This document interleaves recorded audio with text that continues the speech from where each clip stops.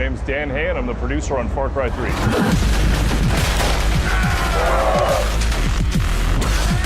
What are we showing here at E3? What aren't we showing at E3? I mean, it's been a huge E3 for us. It's a monster game. It's a huge offering. We're talking about single player, we're talking about co-op, we're talking about PvP, we're talking about the map editor.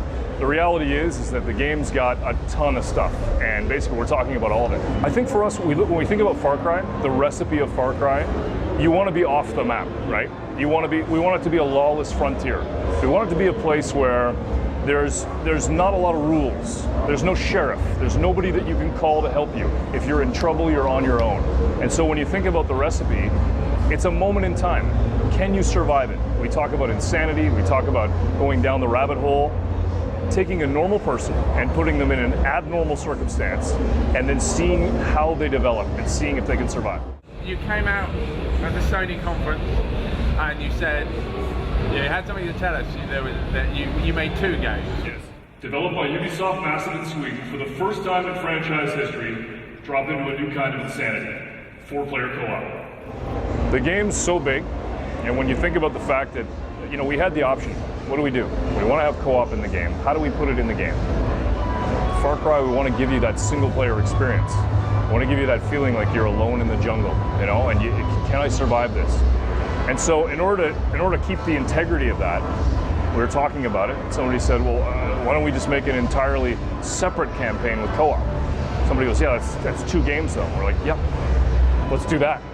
So you've got 4 brand new characters who have their own stories, their own backgrounds, who effectively come to the island because they've been pushed out of society, and they're having their own story.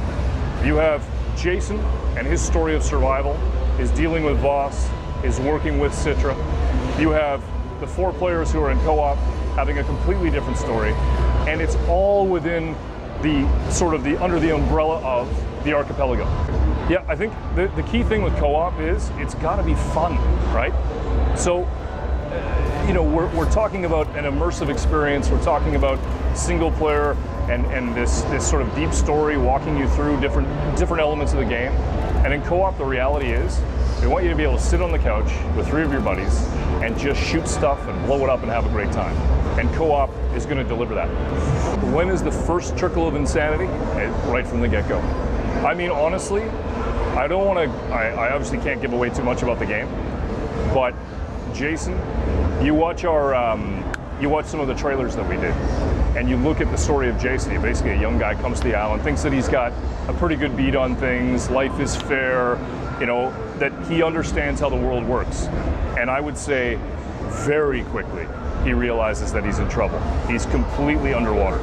And, the question is, can he survive?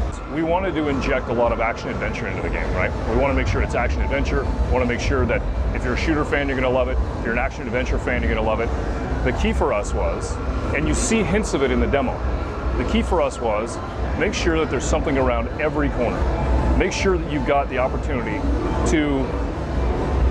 you see something glinting off in the corner, or you see a temple, or you're up on top of a mountain and you're looking out. And if you can see it, you can go there, you can interact with it. It's very, very open world.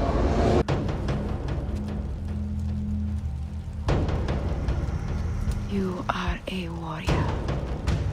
You live for battle. Every man you fight dies and deserves to have his life taken from him. We are the warriors of the Rakyat, and I will lead you to glory! Citra believes in Jason. She believes that he is the one who can stand up to her brother and lead her people to victory.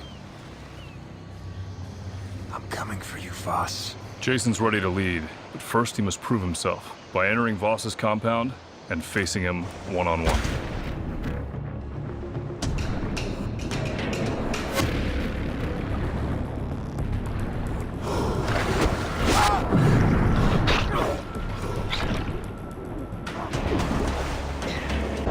You want to build an action bubble that allows you to accommodate the different playstyles.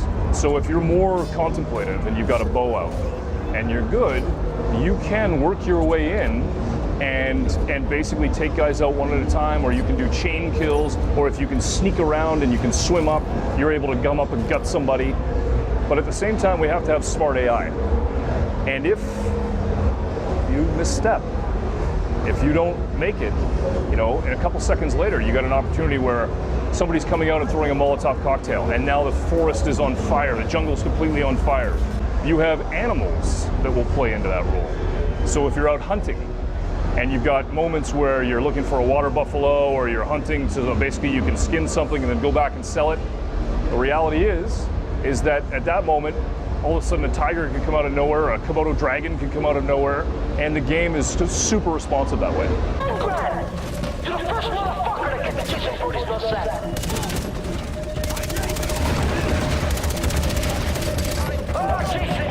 There are a ton of special moves in Far Cry 3, but this one is my favorite.